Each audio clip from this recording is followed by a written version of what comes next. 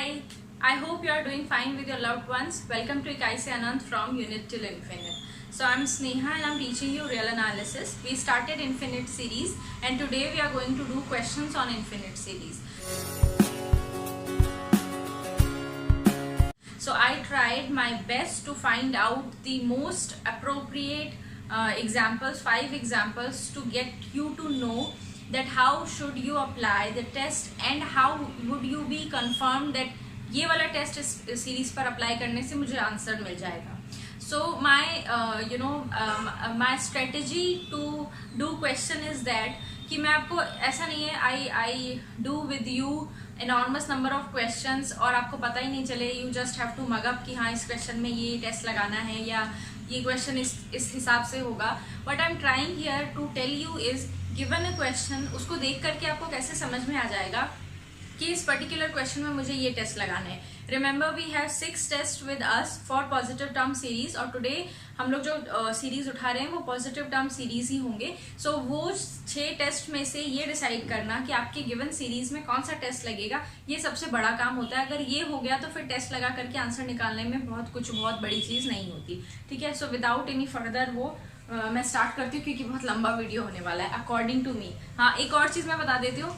I always try to make a video of length maximum 20 minute, क्योंकि मुझे ऐसा लगता है ना 20 मिनट 30 मिनट से ज़्यादा आप किसी चीज़ के साथ बैठ करके इंटरेस्ट खत्म हो जाता है मेरे हिसाब से. तो इसीलिए मैं सोचती हूँ छोटा वीडियो बनाऊँ. तो आज भी मैं क्वेश्चंस कर रही हूँ. अगर मुझे लगेगा कि नहीं वीडियो बहुत बड़ा हो जाएगा समझाते हुए और होगा तो मैं अगले क्वेश्चंस नेक्स्ट वीडियो में करूँगी. So basically all we have to do 5 examples जिससे हमारे वो 6 टेस्ट पूरे अच्छे से हमें समझ में आ जाएंगे. ठीक है, so let's start with the first one. First question है, you need to find out the characteristic of this series. I hope दिख रहा होगा. आज मैंने कैमरा थोड़ा दूर लगाया है. The term is 1/n square log n. ठीक है, तो ये हमें इसके कैरेक्टरिस्टिक के बारे में बताना है, whether this is a convergent series or a divergent series. Remember, in a positive term series there is no such thing as oscillatory series, क्योंकि positive term series के जो SOPs होते हैं they are always monotonically increasing and hence उनके पास 2 ही option बच जाते हैं, या तो वो बाउंडेड होकर के कन्वर्जेंट बन जाए या फिर वो डाइवर्ज कर जाए, that 2 to plus infinity. सो ये टर्म है. इनको देखते ही ना, सीरीज को देखते ही सबसे पहले तो आपको जो चीज याद आनी चाहिए वो 2 सीरीज हैं जो हमने ऑलरेडी करी थी. कि हमें एक तरह से हमें ना पहले से पता होना चाहिए कि ये सीरीज कन्वर्ज करती हैं और कब कन्वर्ज करती हैं. तो पहली थी ज्योमेट्रिक सीरीज जो कन्वर्ज करती है if the ratio if r is less than और equal to 1, otherwise it will diverge. ठीक है, और less than 1 not equal to 1, r is less than 1. और दूसरी सीरीज थी हमारे पास 1/n raised to the power p type where when p is greater than 1 the series will converge, where p is less than or equal to 1 the series will diverge. तो ये दोनों जो series हैं ये हमें मालूम है, ये हमें ऑलरेडी पता है कि ये वाली जो सीरीज होंगी ना ये इस पोजीशन पे कन्वर्ज करेंगी. तो गिवन द सीरीज, अगर आप तो सबसे पहली चीज अगर आप if you are able to find out some kind of series जिसके बारे में आपको ऑलरेडी मालूम है उसकी कन्वर्जेंट या डाइवर्जेंस के बारे में, तो सबसे पहले तो वो लोकेट करो. जैसे इस सीरीज में 1/n स्क्वायर जो है ये एक ऐसी सीरीज है जो मुझे मालूम है that 1/n square summation 1/n square it will converge.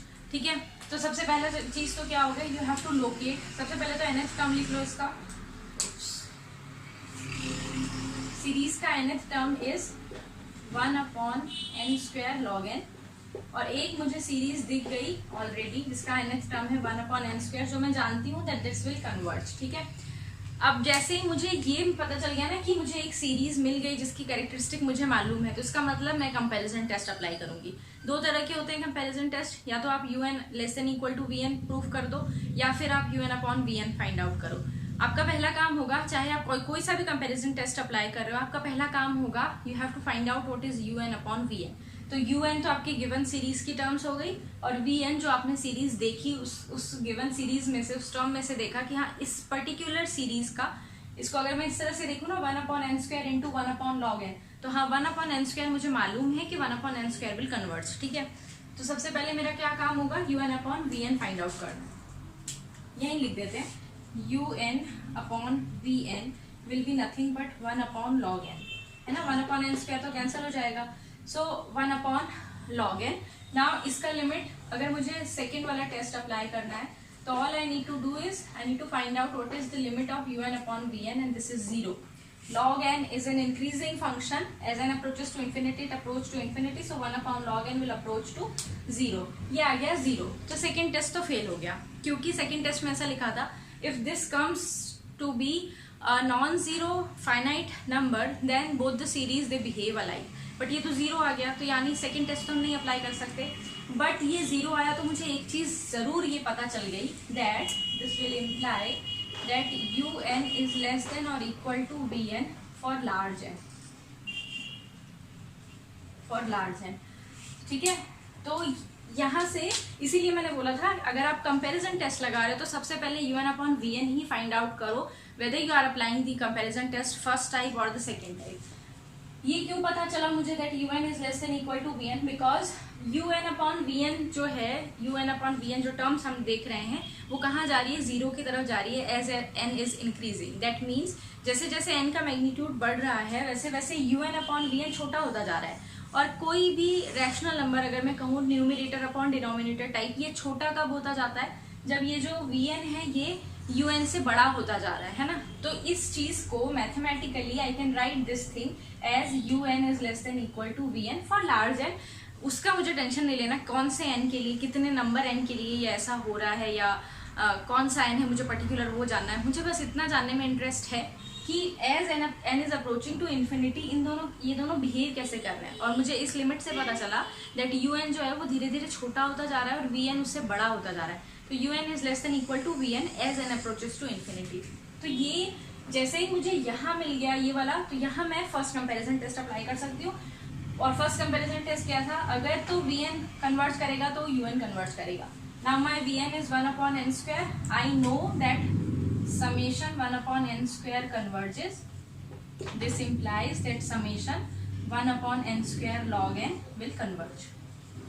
is convergent. ठीक है, तो कंपैरिजन टेस्ट के लिए सबसे पहले क्वेश्चन को देख के आपको कैसे पता चलेगा that you have to apply comparison test. उसमें देखो आप क्या कोई ऐसा सीरीज बना पा रहे हो जिसका कैरेक्टरिस्टिक आपको ऑलरेडी मालूम है. और हम ऐसे दो ही सीरीज जानते हैं अभी तक, एक है ज्योमेट्रिक सीरीज और एक है 1 upon n rays to the power p type का सीरीज. तो अगर वो मिल गया, जैसे मुझे यहाँ मिल गया था तो मैंने वो vn लिख दिया कि हाँ ठीक है ये vn है जिसके साथ मैं कंपेयर कर सकती हूँ क्योंकि इसका मुझे कैरेक्टरिस्टिक मालूम है. जैसे ही इस स्टेप पे पहुंच गए आप that you know what is vn, तो आपका पहला काम होगा विदाउट ज़्यादा विदाउट एनी बड़ा सा थॉट प्रोसेस देना कि क्या होगा क्या नहीं होगा. आपको सबसे पहली चीज करनी है un upon vn find out करना है. Once you find out un upon vn try to find the limit. So limit n approaches to infinity. Either यहाँ पर क्या होगा, दो ही केसेस होंगे. आइदर ये वाला जो लिमिट आएगा ना ये आ जाएगा 0, ये आ जाएगा इन्फिनिटी, ये आ जाएगा finite number. So if it is a non zero finite number तो यहीं पर हमारा टेस्ट खत्म हो जाता है. By comparison test both the series they behave alike. और ये अगर एक जैसा अलाइक करेंगे तो अगर बिहेव करेंगे तो अगर मेरा जो vn है वो कन्वर्जेंट होगा तो un कन्वर्जेंट होगा, vn डाइवर्जेंट होगा तो un डाइवर्जेंट होगा. यहाँ पर काम खत्म ये होने के बाद. लेकिन अब इसके पास हमारे पास दो और चीजें आ गई. वो क्या आ गई, या तो ये इन्फिनिटी हो जाए या ये 0 हो जाए ना. फाइनाइट हमने कहा था नॉन जीरो फाइनाइट नंबर, तो इनफाइनाइट भी तो हो सकता है ना. अगर तो ये 0 है तो ये कंक्लूजन है आपके पास that un is less than equal to vn. इसका उल्टा कंक्लूजन हो जाएगा अगर ये लिमिट इन्फिनिटी आ जाएगी, है ना. इनफाइनाइट आने का मतलब क्या है, un जो है वो बहुत बड़ा होता जा रहा है और vn बहुत छोटा होता जा रहा है. So if this limit is infinite that means un is greater then और इक्वल टू vn. अभी भी हम कंपेयर कर सकते हैं अगर मेरे पास vn की कैरेक्टरिस्टिक मालूम है. कंपैरिजन टेस्ट फर्स्ट टाइप में क्या लिखा था, अगर ये छोटा वाला सीरीज डाइवर्ज करेगा ना तो बड़ा वाला डाइवर्ज करेगा, नहीं तो कन्वर्जेंट का नहीं था, कन्वर्जेंट के टाइम पर था बड़ा वाला कन्वर्ज करेगा तो छोटा वाला कन्वर्ज करेगा. तो आई होप ये समझ में आ गया होगा. ये हो गया हमारा कंपैरिजन टेस्ट, दोनों को हमको कैसे अप्लाई करना है. If you are applying comparison test the very first thing that you need to do is you need to find out the ratio of the nth term of your given series and the series with which you are comparing your given series. और उसका limit निकाल करके देखो. if that limit is non-zero finite number you can apply second comparison test. if it is not, then by doing by comparing with the help of the limit, by comparing the terms of the series with the series that you are comparing with, you can find out whether the given series is convergent or divergent. So it is as simple as it seems. ठीक है, तो ये हो गया first question. Next comes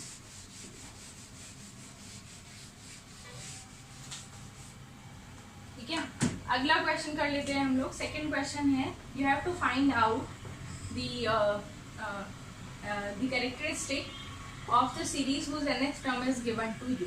अब ये nth term मुझे given है, मेरा सीरीज कैसा है, summation n factorial divided by n rays to the power n, है ना. यहाँ याद रखो, whenever you are given with a series with factorial term, तो वहाँ सबसे पहले यूज करना है आपको ratio test, that is D'Alembert's test. Why is it so? Because ratio test में क्या होगा, un + 1/un आपको फाइंड आउट करना है, और वहाँ पर ना कुछ कैंसल हो जाएंगे, और कैंसिल होने के बाद आपको इजीली समझ में आ जाएगा कि लिमिट क्या आएगी, और आपका रेशियो टेस्ट होगा वो अप्लाई हो जाएगा. ऑल्सो अगर इसके साथ कोई x rays to the power term नहीं है, x माने कोई भी अनडिफाइंड चीज़ है जिसके बारे में आपको पता नहीं है, इट्स जस्ट रिटन. जैसे इसी के साथ अगर मैं ऐसे लिख देती ना x rays to the power n, तो ये हो गया कि x के ऊपर हो सकता है कुछ डिपेंड कर जाए.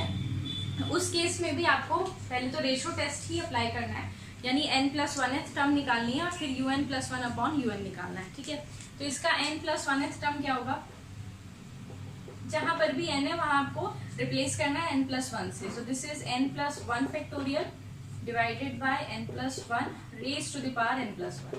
इसको थोड़ा सिंप्लीफाई अगर मैं करूं तो this is n + 1 into n factorial, and this is n + 1 raise to the power n into n + 1. ये कैंसिल हो जाएंगे मेरे पास, ये तो ऑलरेडी ये टर्म ही बहुत सिंप्लीफाई हो गई, n + 1 raise to the power n.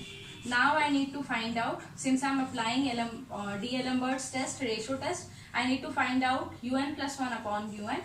इसको डिवाइड कर देना है मुझे किससे, un से. So this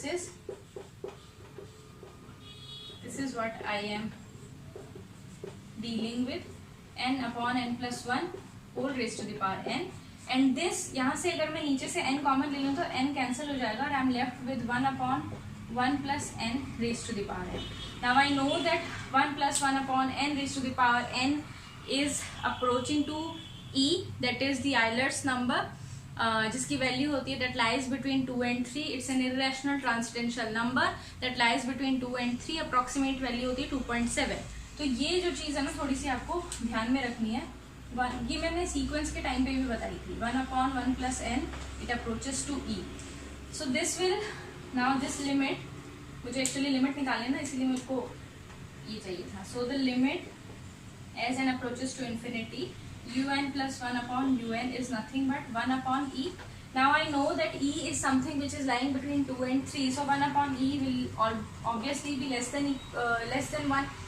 सीधा सीधा आ गया मेरे पास टेस्ट का रिजल्ट, सीधा सीधा ऐसा ही लिखा हुआ था. अगर तो ये लिमिट लेस देन 1 आ जाती है तो मेरा फंक्शन मेरा जो सीरीज होगा वो कन्वर्ट करेगा. अगर ग्रेटर देन 1 आती है तो डाइवर्ट करेगा, इक्वल टू 1 आती है तो टेस्ट फेल हो जाएगा. तो इक्वल टू तो 1 नहीं आया, this is straight away less than 1. सो मैं स्ट्रेट अवे कह सकती हूँ कि ये जो सीरीज है summation un, this is convergent. तो रेशियो टेस्ट अगर अप्लाई करना है तो सबसे पहली चीज आपको क्या देखनी है, आपका जो nth टर्म है इसमें फैक्टोरियल वाली टर्म है, पावर मतलब n के साथ ही 3-5 करके कुछ किया हुआ है, और ऐसी टर्म है. बेसिकली फैक्टोरियल वाली टर्म रहती है ना, तो सबसे पहले हम लोग रेशियो टेस्ट अप्लाई करते हैं, और ये रेशियो टेस्ट अप्लाई करके हमें सीधा सीधा रिजल्ट मिल जाता है. अगर ये इक्वल टू 1 आ जाता है ना, वहाँ गड़बड़ हो जाती है, वहाँ पर वो टेस्ट फेल हो जाता है और मुझे कोई और टेस्ट अप्लाई करना होता है. ठीक है, तो वो भी हम लोग देखते हैं कौन सा टेस्ट अप्लाई करेंगे. ये हुआ हमारा सेकेंड क्वेश्चन जिसमें हमने डिस्कस किया कि एलम्बर्ट्स रेशियो टेस्ट अगर मुझे अप्लाई करना है तो मैं कैसे अप्लाई करूँगी. राइट, नेक्स्ट आ जाते हैं हम. Now the third question is ना थोड़ा सा भारी भरकम सा क्वेश्चन है देखने में. एक बार तो मैं स्किप कर रही थी, फिर मैंने सोचा नहीं इसी क्वेश्चन से ही समझाते हैं. So the nth term now is given to be something like this. मुझे देखना पड़ेगा, बहुत बड़ी टर्म है. 1.3.5.4n-3 I guess. हाँ, या -3 and divided by 2.4.6 4n-2 into x raised to the power 2n divided by 4n. ये मेरा बहुत बड़ा सा एक वो है, एक सीक्वेंस की टर्म. ये इस तरह से कुछ गिवन है आपको. और आपको फाइंड आउट करना है अगेन कि ये सीरीज जो होगी, ये सीक्वेंस की नहीं सीरीज की टर्म, ये जो सीरीज होगी ये कन्वर्ज करेगी या डाइवर्ज करेगी। तो अब देखो ये जो टर्म्स है ना, ये कैसी, ये कॉन्टिन्यूस टर्म्स लिखी हुई है। ये जो टर्म्स लिखी है ना 1.3.5. ये कॉन्टिन्यूटी में बनी हुई है ये टर्म, इसके साथ ये टर्म एक अलग से लिखी है, ठीक है। तो ऐसे वाले क्वेश्चन में भी सबसे पहले तो n+1th एलिमेंट निकालना और ट्राई करना रेशियो टेस्ट अप्लाई करने का। नाउ इस ऐसे क्वेश्चन में ना ज्यादातर क्वेश्चन, मतलब मैं बताऊं अगर 90% क्वेश्चन ऐसे होते हैं जहां पर आपको x के ऊपर कुछ कंडीशन आएगा और फिर एलम्बर्ट्स रेशियो टेस्ट तो बता देगा >1 और <1 के लिए ये है, बट =1 के लिए टेस्ट फेल हो जाता है। वो =1 वाला जो केस होता है वो हम मोस्टली स्किप कर जाते हैं और वहीं पर हम गलती कर देते हैं। सो क्वेश्चन आया ये, आपने क्वेश्चन किया कैसे, आपने सोचा ये प्रोडक्ट की फॉर्म में है, फैक्टोरियल भी ऐसा ही होता है ना, प्रोडक्ट की फॉर्म में लिखा होता है, तो हाँ चलो मुझे रेशियो टेस्ट अप्लाई करना है। आपने रेशियो टेस्ट अप्लाई किया, ये जो x है, या तो एक नंबर गलती तो ये होती है ये x हमने देखा ही नहीं, ये x हमने कैंसिल कर दिया, या x को हमने चेंज ही नहीं किया और हमने सीधे लिख दिया कि ये इसके लिए और इसके लिए <1 के लिए ये कन्वर्ज कर जाएगी और डाइवर्ज कर जाएगी। बाद में हमें पता चलता है कि नहीं, वो कंडीशन x के ऊपर डिपेंड करती, x किससे < आता या x किससे ग्रेटर आता, उस हिसाब से मेरा जो सीरीज होता वो कन्वर्ज या डाइवर्ज करता। तो ये हुई पहली नंबर गलती। सेकंड जो गलती होगी, ये x तो हमने देखा, x के ऊपर हमने कंडीशन भी अप्लाई कर दिया दैट दिस इज <1 तो ये कन्वर्ज करेगा, या >1 तो ये डाइवर्ज करेगा। फिर हम भूल जाते हैं =1 पे तो टेस्ट फेल हो जाता था ना, तो क्या होगा अगर मेरी जो भी वैल्यू आई, जो भी x का फॉर्म आया, क्या होगा अगर वो जैसे सपोज इस क्वेश्चन में x का फॉर्म आया that you are left with something like x² divided by 4. So you would say when x² divided by 4 is <1 then your series will converge, otherwise diverge. But =1 पे भी तो कुछ होगा ना, वहाँ =1 वाला केस मुझे अलग से देखना पड़ेगा कि =1, जैसे x²/4 =1 है, that mean x² is equal to 4 आ जाएगा, and that means x is equal to +-2, क्योंकि हमारा पॉजिटिव टर्म सीरीज है तो हम -2 नहीं लिखेंगे, क्योंकि हम नेगेटिव वाले तो टर्म ही कंसिडर नहीं कर रहे हैं, पॉजिटिव 2 से। तो मुझे अब x को =+2 लिख करके फिर फाइंड आउट करना पड़ेगा whether the series is convergent और divergent. So it's a very big process, I know बहुत लंबा साउंड कर रहा है, बट इतना भी खराब नहीं है, इतना भी बुरा नहीं है जितना लग रहा है कि ये इतना बुरा हो सकता है। तो चलो उसको हम लोग देखते हैं कैसे करना है। सबसे पहले तो मुझे n+1th टर्म निकाल लेनी है, क्या होगी, और n+1th टर्म जो यहाँ पर है वो थोड़ा समझने वाली चीज है। देखो क्या करना है, मुझे n की जगह n+1 चाहिए, तो ये तो n टर्म्स हो ही गई, इसके बाद एक और टर्म आ जाएगी n+1, इसके बाद एक और टर्म आ जाएगी n+1, तो ये कुछ ऐसा बन जाएगा ना मेरे पास। ये तो हुई nth टर्म। ना n+1th टर्म इज 4 टाइम्स, ऐसे लिखेंगे ना, 4n+1 - 3, दिस इज 4n+4 - 3 है ना। Now 4n+4 - 3 will become 4n+1। मैंने डायरेक्टली लिख दिया है, आप चाहें तो एक और स्टेप बढ़ा करके लिखें, कोई बड़ी बात नहीं है, बट ठीक है। This is now nth term, again n+1th term क्या होगी, 4n+4 - 2 दैट इज 4n+2। ये तो इसकी बात होगी n+1th टर्म। ये डिस्क्रीट लिखा है, इसकी n+1th टर्म क्या होगी, इसकी होगी 2n+2, n+1th टर्म मल्टीप्लाई कर दिया, और इसका होगा 4n+4। ये ध्यान रखना है, बट बस कि यहाँ कॉन्टिन्यूटी नहीं है, ये डिस्क्रीट अलग से लिखा है। तो ये जो टर्म होगा n+1th टर्म होगा, ये होगा 4 ब्रैकेट में n+1 दैट इज 4n+4। ये आ गया मेरे पास un+1/un।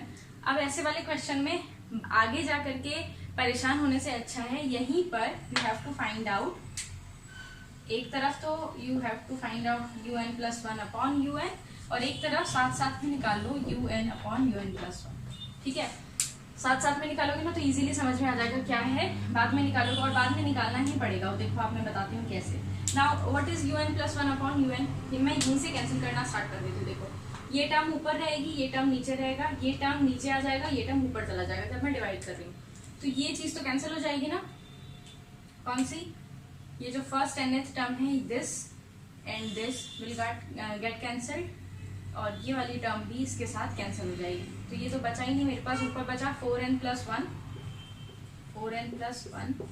और नीचे बचा 4n+2, ठीक है। मेरा ये 4n+2। अब इधर आ जाओ, यहाँ तो ये बचा, इसमें क्या होगा, ये ऊपर है टर्म और ये नीचे है, this is x⁻2n into x², x⁻2n ये कैंसिल हो जाएंगे, you're left with x square, तो यहाँ बचेगा एक्स स्क्वायर, और नीचे क्या आ जाएगा, नीचे कुछ कैंसिल नहीं होगा, देखो ये 4n + 4 एज इट इज रहेगा और ये 4n रहेगा, तो 4n तो ऊपर चला गया और 4n + 4 नीचे आ जाएगा एज इट इज।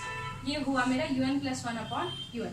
इसी में इसी को ऑपोजिट लिखोगे तो ये आ जाएगा un/un + 1। इसको ऑपोजिट कैसे लिखेंगे, 4n + 2 4n + 4 divided by x square 4n + 1। ठीक है, हाँ ये हो गया मेरा।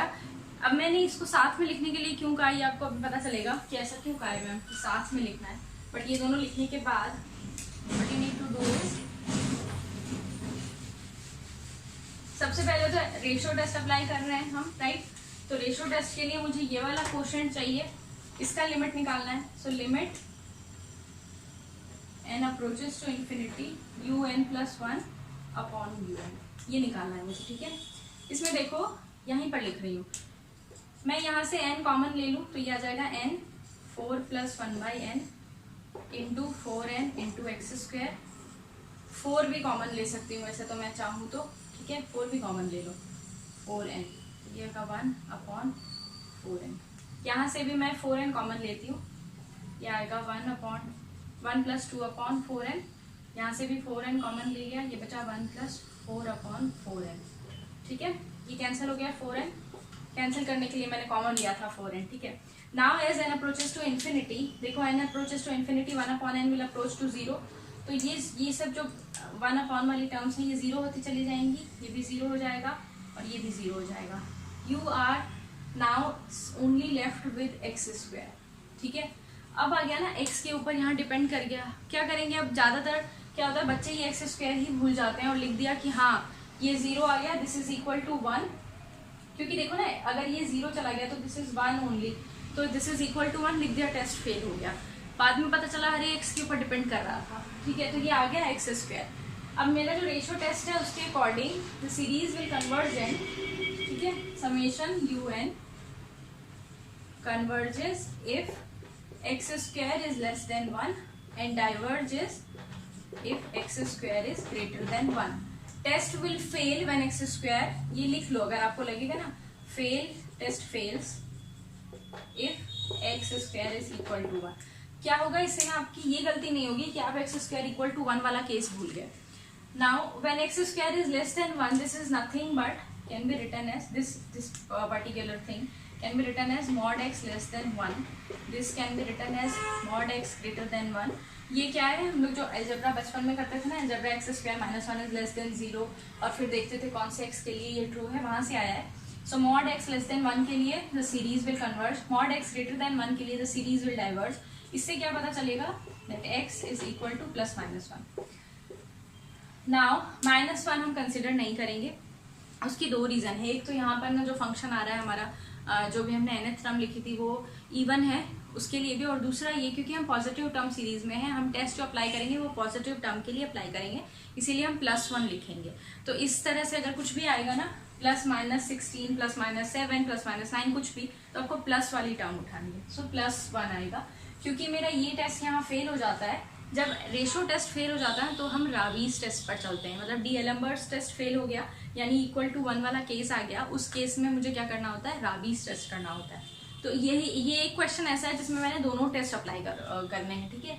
तो मेरे पास क्या है, x को मुझे 1 पुट करके देखना है, that what will happen now if x is 1। अब मुझे इसकी जरूरत नहीं है तो मैं इसको रब कर देती हूँ। To apply Raabe test I need un/un + 1, that is why I told you कि शुरू में ही un+1/un लिख लो, un/un + 1 लिख लो, यू नेवर नो कौन सा कब काम आ जाए। तो ये मुझे यहाँ काम आएगा, यहाँ मुझे क्या लिखना है, put x = 1, then my un/un + 1 will become, इसको ना मैं मल्टीप्लाई करके लिख देती हूँ, ठीक है, क्योंकि मुझे आगे एलसीएम वगैरह लेना है तो जरूरत पड़ेगी।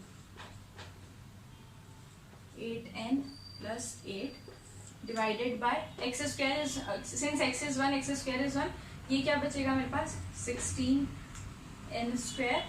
+ 4n, ये आ गया मेरे पास un/un + 1। Now if I am applying Raabe's test, तो आपको याद होगा राबीज टेस्ट में मुझे किस चीज़ की लिमिट निकालनी होती है, मुझे लिमिट फाइंड आउट करनी होती है n times un upon un plus 1 minus 1।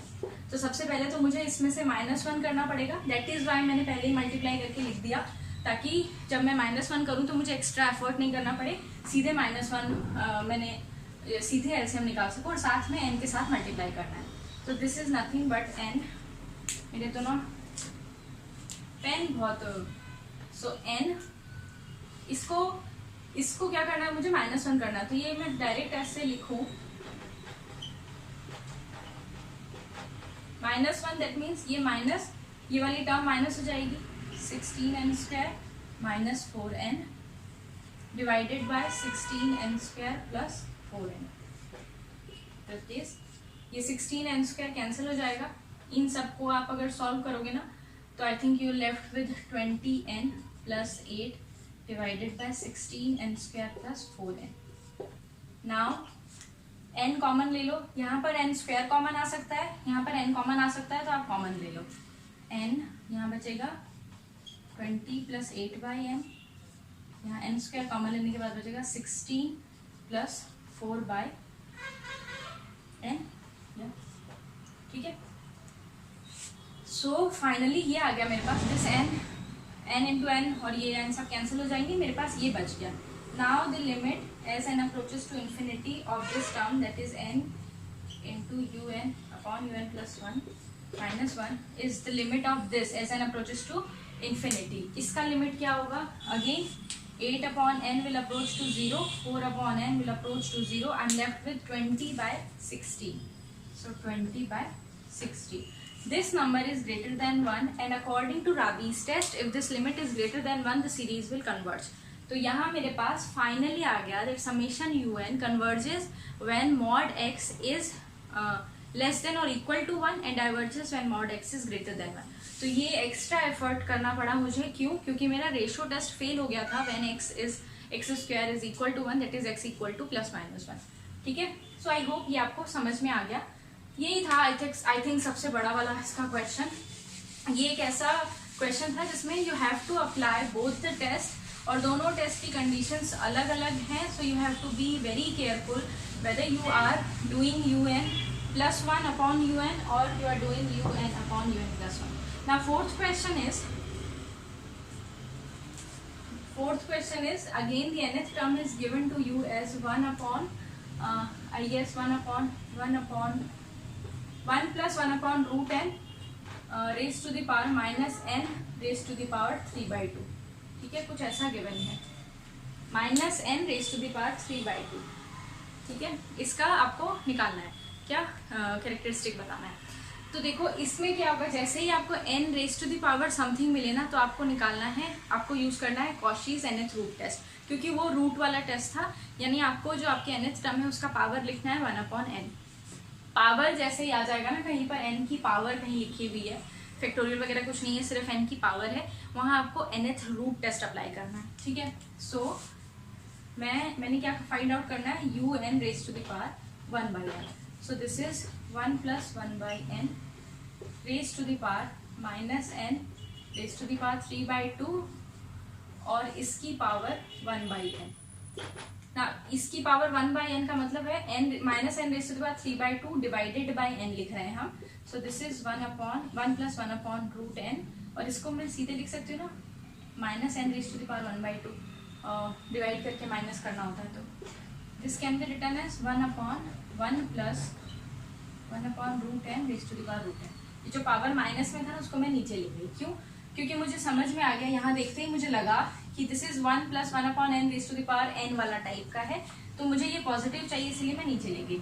Now you know, अगर आपने आइलर्स फंक्शन कभी पढ़ा होगा तो ऐसी वाली जो चीज़ें होते हैं, आइलर्स जो उसने एक्सपेंशन लिखा था 1 plus 1 upon n raise to the power n approaches to e, similarly 1 plus 1 upon under root n raise to the power, ये दोनों चीज़ें सेम होनी चाहिए, तो वो e पे कन्वर्ज करता है, ये आपको बस इतना याद होना चाहिए।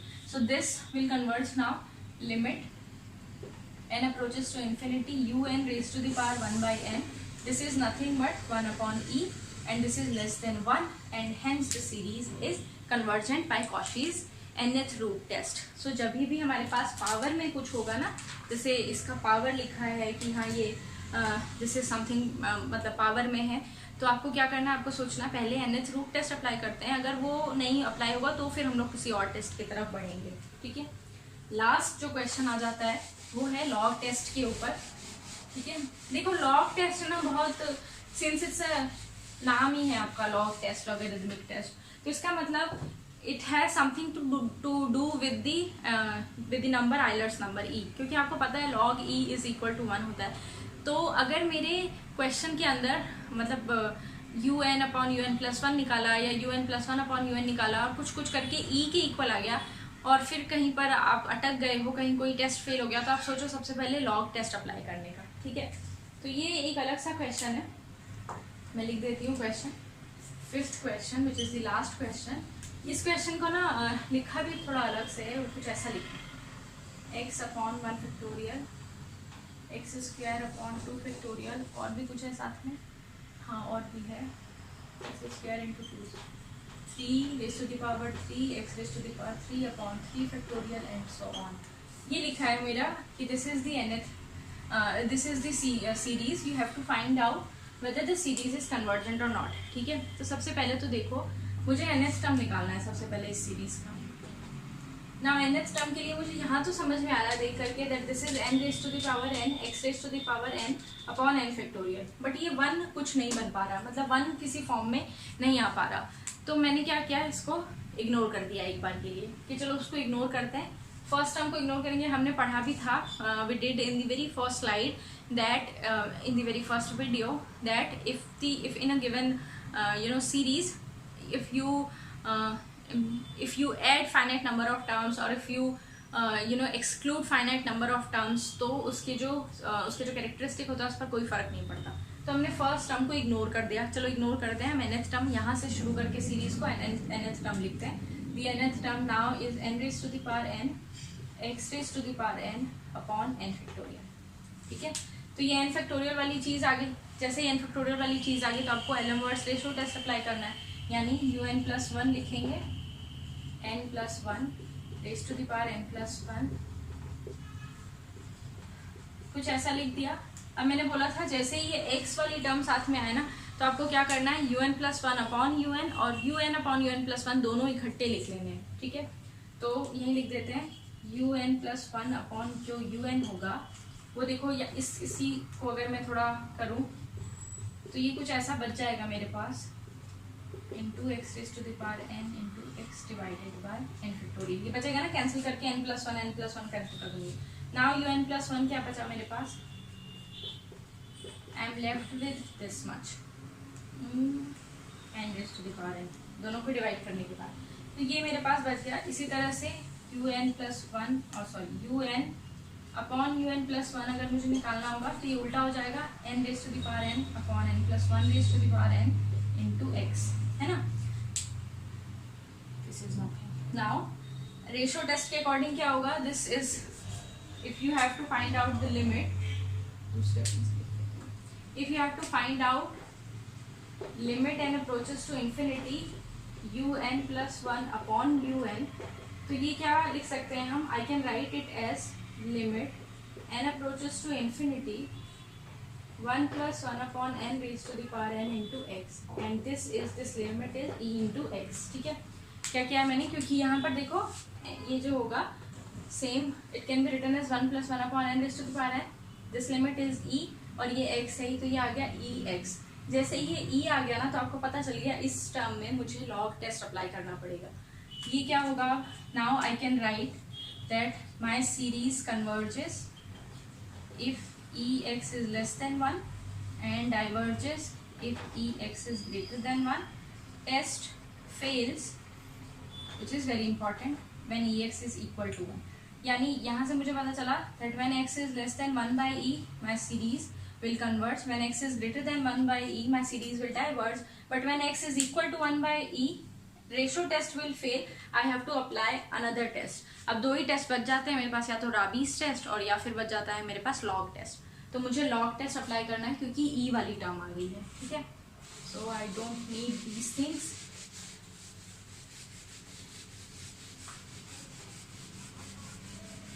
So now what I need to do is I need to write x as 1 upon e and I am applying the log test. So log test में क्या लिखना होता था? If I have to apply log test, this is n log un upon un plus 1 and I am applying it for x equal to 1 by e.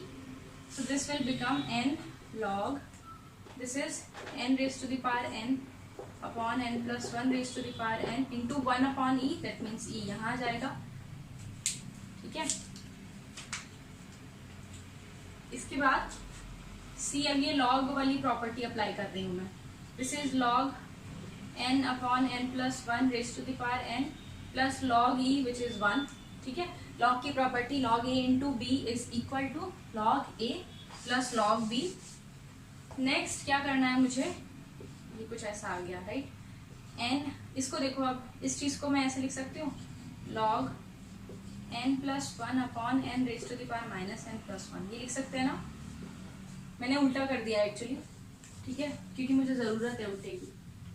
यहाँ पर थोड़ा देखो, एक दो बार प्रैक्टिस करके आपको पता चलेगा. ऐसे नहीं हो जैसे मैंने इसको उल्टा किया तो आप पूछोगे मैम ये मुझे इंट्यूटिवली कैसे पता चलेगा कि मुझे उल्टा करना है ना. तो यहाँ थोड़ा सा आपको प्रैक्टिस करनी पड़ेगी. Anyways, so this is n. Now I can write it as 1 minus n log this is 1 plus 1 by n. तो एक्चुअली मुझे ये लेना था 1 प्लस 1 बाई n, क्योंकि मुझे पता है लॉग की एक्सपेंशन 1 प्लस 1 बाई n के लिए मैं इजीली पता कर सकती हूँ. इसीलिए मैंने क्या किया, इसको ऑपोजिट लिख दिया. अदरवाइज ये ऐसा होता 1 अपॉन 1 प्लस 1 बाई n, तो फिर भी वही एक स्टेप और एक्स्ट्रा बढ़ जाता आपके पास. ये कुछ ऐसा आ गया. नाउ दिस इज लॉग की एक्सपेंशन लिख लेंगे यहाँ पर 1 प्लस 1 बाई n के लिए, विच is 1 upon n plus 1 upon 2n square plus 1 upon 3n square and so on. ये है लॉग की एक्सपेंशन. अगर आपको पता नहीं है ना तो गूगल पे एक बार सर्च कर लो. वैसे मुझे पूरी उम्मीद है कि आपको पता होना चाहिए. और एक चीज़ मैंने मिस कर दी, जो ये अल्टरनेट साइन के होते हैं. ठीक है, इस तरह से होता है कुछ. नाउ ये n, ये वाला n अंदर लेकर के जाओ तो ये आएगा 1 minus 1 plus 1 upon 2n minus 1 upon 3n and so on.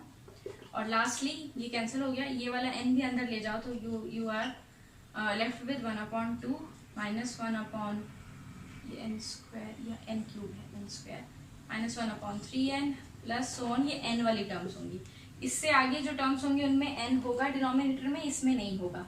Now as n approaches to infinity, ये वाला जो टर्म होगा ना n log un upon un plus 1, it will approach to 1 by 2 and the number 1 by 2 is less than 1. By logarithmic test the series will diverge. ठीक है, less than 1 के लिए राबीज test और लॉग टेस्ट में यही similarity थी कि greater than 1 के लिए डाइवर्ज कन्वर्ज कर जाती है, लेस देन 1 के लिए डाइवर्ज करती है. तो ये आ गया मेरे पास लेस देन 1. तो ये जो है ना दैट ई वाला टर्म आया तो मुझे तुरंत ये ध्यान हो जाना चाहिए कि हाँ मुझे लॉग वाली टर्म या लॉग वाला टेस्ट अप्लाई करना है. या फिर जब मैं रेशो टेस्ट अप्लाई कर रही हूँ तो साथ में मुझे ये भी लिखना है that un plus 1 upon un भी लिख करके चलती हूँ, क्योंकि इक्वल टू अगर फेल हो गया टेस्ट तो क्या होगा. तो ऐसी छोटी सी चीज़ें अगर आप ध्यान रखोगे तो आपके क्वेश्चंस बहुत इजीली हो जाएंगे.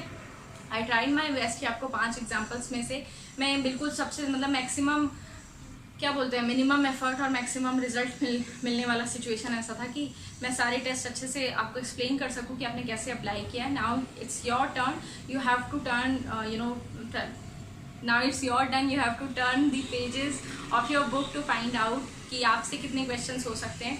If you are stuck somewhere you can easily connect with me by writing comment under the video कि ये क्वेश्चन नहीं हुआ या ये क्वेश्चन आप करो. मैं ट्राई करूँगी कि मैं वो क्वेश्चन कभी ना कभी इंक्लूड करके आपको बताऊँ, या फिर मैं कमेंट में आपको लिख करके बता सकूँ कि ये क्वेश्चन कैसे होगा. So I hope you enjoyed, I hope this is an informative video. अच्छा लगा होगा, समझ में भी आया होगा. अगर आया तो हिट द लाइक बटन. अगर आप पहले से सब्सक्राइबर हैं तो thank you so very much. अगर नहीं है तो please consider subscribing my channel. And till then, take care. Bye.